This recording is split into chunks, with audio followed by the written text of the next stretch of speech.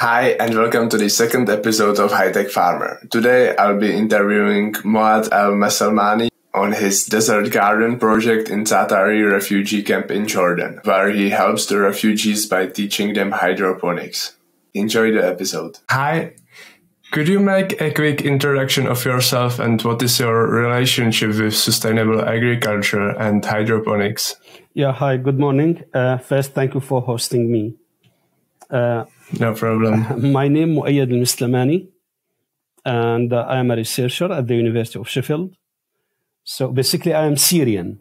So I am from Syria, and I came to UK in 2016 to work in the Department of Molecular Biology and Biotechnology. And in fact, I joined Grantham Center for Sustainable Futures, where they deal with issues like global climate change, sustainability, and so on.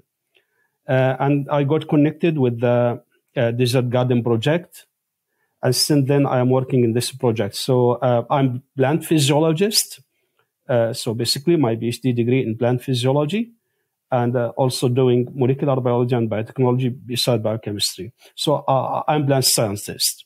And this, once you talk about sustainability, food security, then the role of such type of subject would be involved somehow, just to help to deal with the current global crisis of food price increase, inflation, global climate change, and so on. Okay. Lately, there is quite a buzz around your project in Jordan. Can you tell us how and when this idea originated? Yeah, in fact, one of my colleague, Professor Anthony Ryan, he's a professor in the chemistry department in the University of Sheffield. He visited the camp in 2016, and he saw that majority of the people living in the camp were farmers or have some farming experience. However, he noticed that they were not able to do any type of farming activity, and this is because the soil was very poor, so sandy, salty soil, very poor in organic matter, so you cannot use it to grow anything. Plus, there is water shortage in the camp. And the weather and the climate, so it's desert, so it's very hard to grow anything. Beside of that, once he was standing under the sun, it's very sunny, so temperature exceed 40 degrees centigrade in summer, sometimes 48. He saw a store, big store. Then he went inside just to take a shadow from the sun. He saw big, huge warehouse full of old mattresses, second-hand mattresses, which need to go to landfill. So it has no use, so it's waste material. And he raised this question, can we use these foam mattresses to grow plants? So he has been in touch with some scientists in the University of Sheffield, one of them, Professor Duncan Cameron, who is also a soil scientist. And he bought one big foam mattress from Jordan, from the Zaatari camp to UK, where we tested. And we found we can grow plant using hydroponics and these foam mattress to grow different type of plants. And this is how it started. The story is long. So once we confirmed that it's work, so we thought we need to train people how to use and recycle the already existed material in the camp, like yuga boats and this foam mattress to grow something that they would like to grow, at their caravan, like mint, because they love to have mint tea. So we give them this opportunity to have a fresh mint, just simply by using yuga boats and foam mattress. But later on, we expand and we start doing much bigger work just to help them to grow different type of crops according to their desired requirement and the space available around them. Okay. What processes go the materials like the pipes and mattresses through before being used in the system? In fact, what we have done in this project, that we didn't complicate the things. We just recycle in simple way. We didn't invent or put very sophisticated protocols where people will not be able to deal with. Just we try to simplify this technology. As you know, hydroponics is highly advanced technique, and it's very costly. And the difference between what we have done and between what has been done commercially is we try, as I mentioned, to recycle the already existed material in very simple way. Either you got pots, either pipes, different size, either any pockets, just to play with these materials and use the foam mattress as a growing bed to grow different type of crops. So we simplify it. We didn't do any treatment. We just connect these in somehow in the way that it can work, because we have done a lot of pyrolysis system just to check which one could work. And we never follow any particular type of system. So we try to make hybrid system which can work within the limitation that we have in the camp. Like they have only 8 hours of electricity. They have poor quality of water. They have very high temperature. So we needed different type of system which can work with all these limitations and also suit the need of the people, the space which is available with the people. So due to this, as I mentioned, we tried to build our own hybrid system.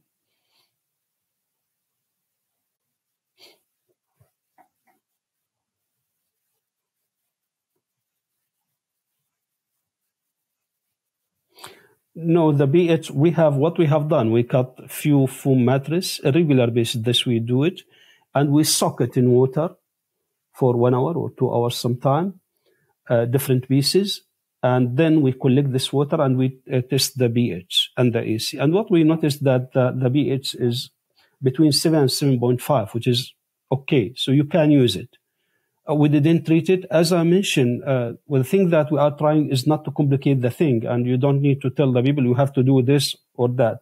But we try to use whatever available material in simple way with no complication, and we try to play with all the variables in simple, easy way that people can adopt. Because if you start telling people you have to do this and that and make a lot of comments about each and every items or each and every part of the system, then people don't like it. So the thing that we have done is simplification, simplify everything so that easy, simple access for the people to the technology is there. And this what make it easily spread in the camp and people like it. I have read that you are basically training trainers on how to grow hydroponically. Could you tell us a bit more about how you teach these people and how you choose whom to teach? Yeah, in fact, basically, choosing the people has been done by the United Nations High Commission for Refugees. So they recommend some people where we have put some requests that we need them to have some farming background, because we are teaching them hydroponics, but not basic agriculture and basic farming skills. Because if you don't know how to deal with the plant, even if you are excellent in hydroponics, but you don't know how to deal with the plant, how to breed the plant, how to irrigate the plant, how to identify insect disease, how to help the plant to survive and to be productive, you won't be successful. We just thought at early stage we targeted everybody, and we noticed that the people who have good agriculture background, they were more successful. So we thought the people who have good agriculture background could be selected to be trainers, future trainers. So we train them, and not only we train them, but we help them to start handling the pyrolysis system that we build in the camp, and to be in touch with the system on daily basis. We help them also to build their own system at their caravan, also the place where they live, so that they learn. And I used to be on daily contact with them just to help support them, to identify issue, to teach them about this technique until they build enough knowledge and experience to guide others. However, I didn't let them also to be alone, so I am all the time with them to give them the support and help whenever they need, and to give them advice and to improve their skills and knowledge. Okay, and how many people are better off now thanks to this project? It's very hard to tell, but we trained in both camps, Zaatari and Azraq, I believe, more than 3,000 individuals.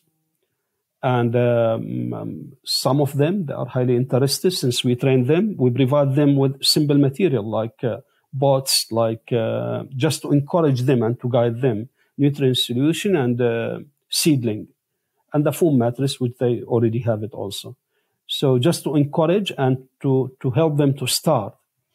Some of them, they are continuing this work. Some of them may not, but we try to help everybody who would like to learn this technique and who would like to start his or her own hydroponic system. What we notice in the camp, agriculture used to be a male-dominated activity, while hydroponics give it even now this opportunity even for the female to start this thing, because it doesn't need a lot of hard work. Just you need to learn how to deal with the plant. You can do it even in your caravan, inside your house, in the space around your house. So easily you can do it once you learn how to monitor a few things. So we give this opportunity even to small kids. And a lot of them, they send me video of small kids playing with the system, enjoying the plant around them in the desert, really. Yeah, that's very nice. And what does desert garden mean to the people in the refugee camp? Yeah, as I mentioned, once in my first visit to the camp, hardly you can see anything green. And now with this technique, we help the people to green the area around their caravans. We help them to have more colors around them. So some of them interested in growing flowers, and we give them this opportunity. We help them to produce locally at the family level some of their fresh herbs and fruits, vegetables, which, it's not only fun, but it helps them to satisfy some of their needs. The refugees getting a very limited amount of money monthly through the United Nations. And this is really just to help them to survive. So if they can produce even a little bit and help them to save little amount of money, this would make significant difference to their lives. And we are doing so. I cannot say it helped them to achieve food security. We are in the stage working. It needs a lot of work really to reach to that stage. But at least it can help them to reduce their reliance on the aid. And as I mentioned, plus fun, joy, playing with the plant, their caravans, it gives them the skills and the knowledge that help them to find job opportunity or to start their own business in the future. So many advantages, plus well-being, which is very important for people living in desert, where they can see in the future, any near future, any hope. We are trying to make difference to their lives, really. Yeah. What is the ultimate goal of Desert Garden? Yeah, as I mentioned, it's very hard to tell, because once we start, we thought just we want to teach the people how to use the foam mattress, yoga boats to grow mint tea, some herbs, but we found a lot of potential there. And we found that people too much interested in learning this technology. Due to this, we expand and we try to show the people how they can grow different type of crops, expand the system, trying different type of system. Even now we are thinking of big type of hydroponic system, which could bring some profit, not just simply satisfy some of their food needs, but also the people who are interested, it can bring them some job opportunity or help them to sell some of their produce. We are in the process of that. We hope that this technique is not limited only in Zaatari or as a camp or in Jordan, but it could be simply spread everywhere in the world where there is refugees, because whenever there is refugees, there is mattress, which is old and cannot be reused. There is little amount of water. There is limitation of water. There is less food available for them, so food security are not there. And this technique really provides them with the opportunity. Plus, whenever there is camp, you don't find enough spaces, and you find the caravans or the tent near each other. And this technique doesn't require much space. So even in small space, you can make your own system which can produce some sort of vegetables, fruit, and fulfill some of your food requirements. And this is what we hope, to see it everywhere, not only in Jordan. What is your role in this project? Yeah, in fact, I'm expert in hydroponics. As I told you, I'm plant physiologist, so I use this technique, and I have excellent knowledge about plant nutrition. And so I'm the expert of hydroponics, plus I'm the manager of the project, but I'm one of the team who run this project. So I'm not alone. I have some other colleagues working with me and contributed significantly to make this work successful and to proceed and to plan the next stages. So I am one of the team from Sheffield University working together to make this work successful. But basically, technical knowledge plus managing the project. Yeah. If a listener of this podcast wanted to get involved in this project, how can he or she do it? Yeah, in fact, there is different way. First of all, they can contact me through, if you type Desert Garden, University of Sheffield, you will find my details, so they can contact me. And I'm not sure if you heard more about this project. We have launched an appeal asking for donation to keep this work running. So they can contribute financially, or they have knowledge or material they would like to send to the camp.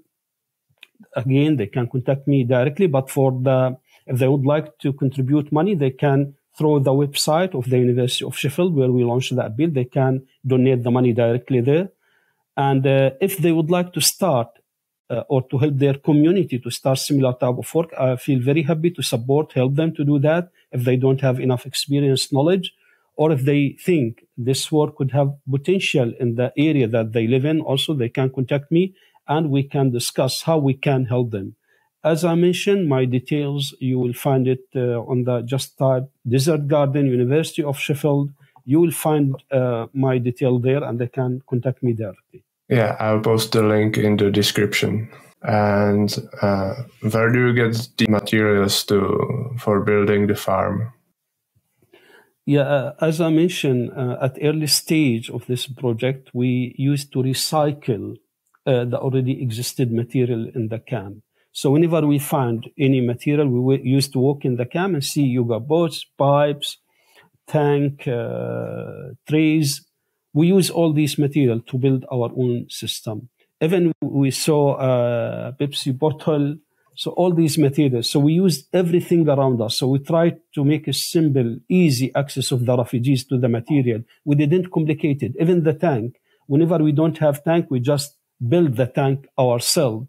So use everything available around us and connect them in the way that it can work with the limitation that we have in the camp. As I mentioned, we have only 8 hours of electricity.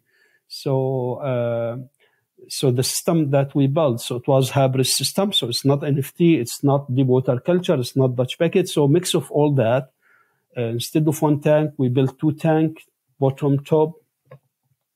And we use like a tap, like water tap, just to control the flow of the solution. We use solar panel, small cell, just to pump the solution from lower tank to upper tank. We use different tricks to minimize the temperature, to deal with all issues like water quality. As I mentioned, we didn't try to invest in any costly material, because by this way you are bringing limitation to who can use it. As I mentioned, try to simplify it, make it simple, recycle the already existing material. This was our approach from the early start of this project. Where do you get the plants or seeds for the system? Yeah, plants and seeds. In fact, we use the local type of seeds available in the market in the camp, because even in the camp there is market, and we bought seed from there. So it's local variety.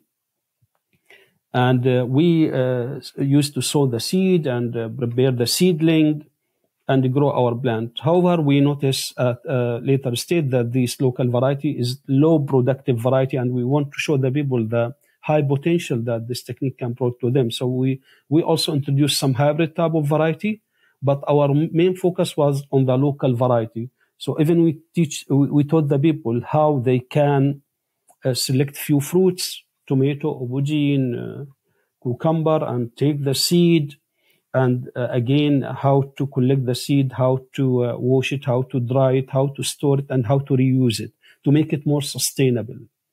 So even part of our training also to teach the people how to get the seed from the fruit that they have, so they don't need to buy the seed, and how to reuse it. So as I mentioned, we use the local and we use hybrid, and at the same time we taught people how to use to select few fruit and select from there and get the seed and reuse it again. So it has no cost for them at the end. Okay.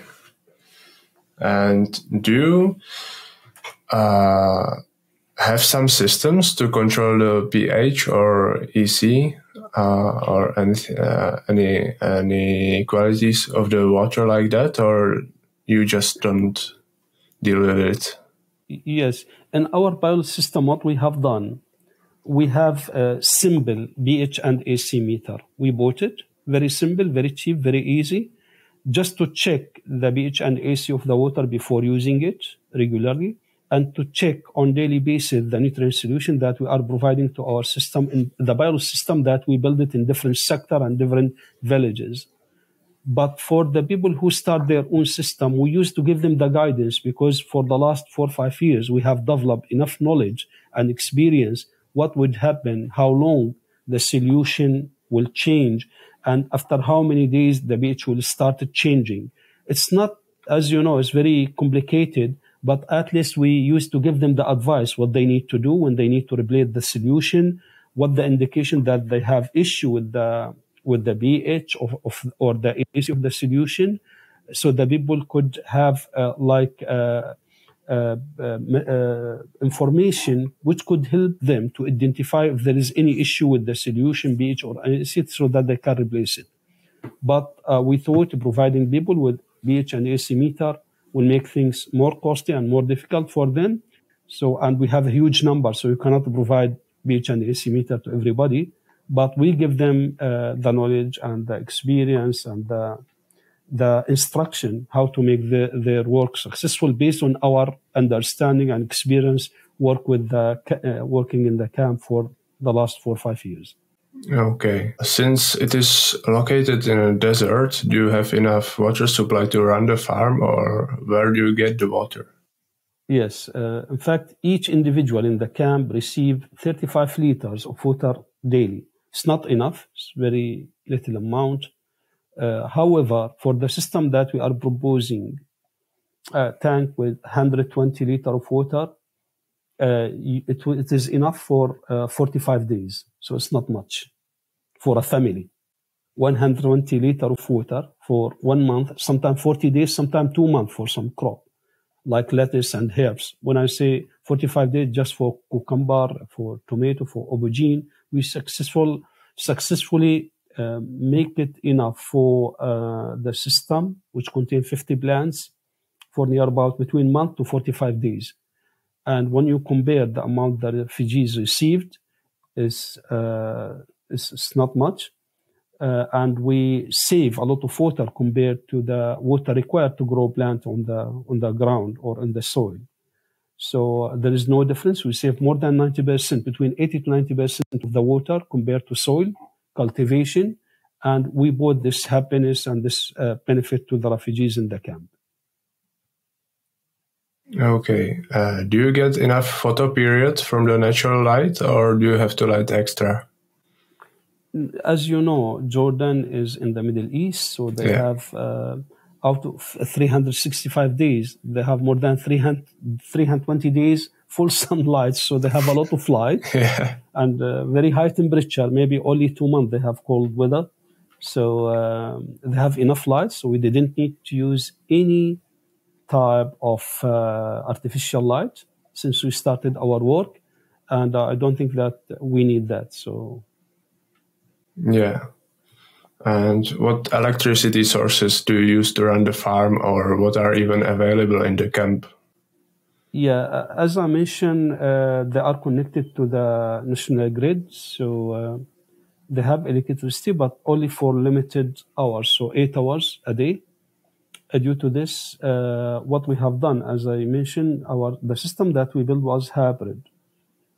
So it can help to keep the system running for enough time and the solution running.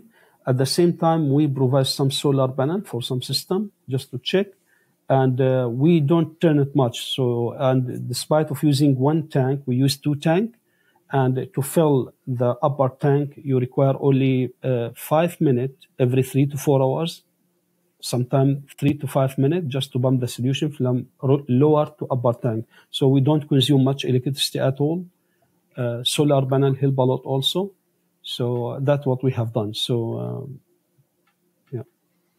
Yeah, and does any government organization collaborate with you on this project? Yes, in fact, since we started this project, we were so happy to work with the United Nations High Commission for Refugees, who give us full support from the early start of this project, who believed also in our goals and what we are trying to do there. Also, we have done work with Blue Mont, with Norwegian Refugees Council, with CARE, these NGOs, implementing partners with the United Nations High Commission for Refugees. So we work with all those, and they give us incredible support and free access to everywhere that we want to work and to help the people there in the camp. Okay, and does Sheffield have other projects? What are those? Yeah, there is many other projects in Sheffield. Hydroponics, let me say, or which can help the community to produce the food locally. Let me speak about one project which I was connected to. One of my colleagues who tried to convert abandoned school here in Sheffield, in Tinsley area, to build hydroponic system and to start produce some leafy green and some vegetables. And trying to show the people that old buildings, any unused building in Sheffield, could be used to grow food. It has multiple advantages. Besides, it is more cheaper food. It helps people to communicate with each other, fresh vegetables. And this project was very successful. And now they are moving to different type of projects, similar type of project, which can really benefit the society and the community where this project could be implemented. Okay. And do you want to add something to this conversation that we haven't talked about yet? Yeah, in fact, since 2016 or 17, once we started this project, until now, we found big difference on the life of the refugee that has been connected to this project. And as I mentioned, to keep this project running, we need more funds. So as I mentioned, Sheffield University launched an appeal. If you type Desert Garden, you can see that appeal where I would like to request anybody who would like to contribute. That would be great because it will help those vulnerable people and it can make difference to their lives. And as I mentioned, anybody who knows that this type of project could benefit their community or society, they can be in touch with us. We can find what type of work could help, similar type of work could help the community and society around them to implement similar type of work there. Again, I would like to thank all Sheffield alumni, all the people who have donated generously for this project, the Desert Garden. And a lot of people really they have been in touch with me, trying to contribute either knowledge or materials. Even some people here from Sheffield University, they send me seeds. They told me they tested this seed, highly productive seed, take it and give it to the people there. And I have done that. So I would like to thank everybody who contribute to this project. And as I mentioned, I wish in the future to see it everywhere in the world when there is refugees. Okay. Thank you very much for coming on the show. Thank you so much. Thank you.